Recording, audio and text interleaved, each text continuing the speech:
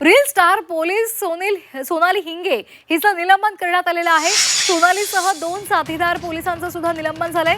बेजबाबदार वर्तन केल्याचा ठपका ठेवण्यात आलाय। महिला प्राचार्याला ब्लॅकमेल केल्या प्रकरणात आणि तिच्याकडून खंडणी उकळल्या प्रकरणात ही कारवाई करण्यात आली आहे। चंद्रकांत पुणे आमचे प्रतिनिधी आपल्यासोबत जोडले गेले। चंद्रकांत, काय अधिकचे अपडेट्स आहेत?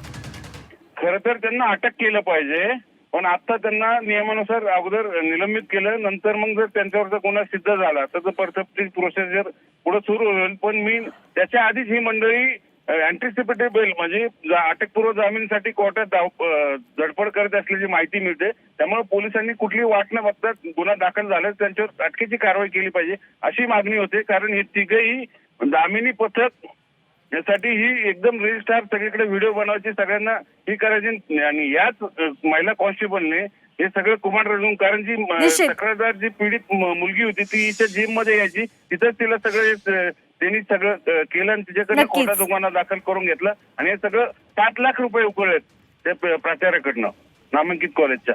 नक्कीच धन्यवाद चंद्रकांत दिलेल्या माहितीसाठी।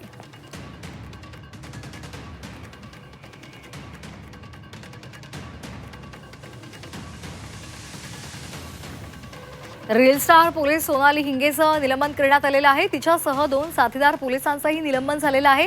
बेजबाबदारपणाचं वर्तन केल्याचा ठपका तिच्यावर ठेवण्यात आलेला आहे।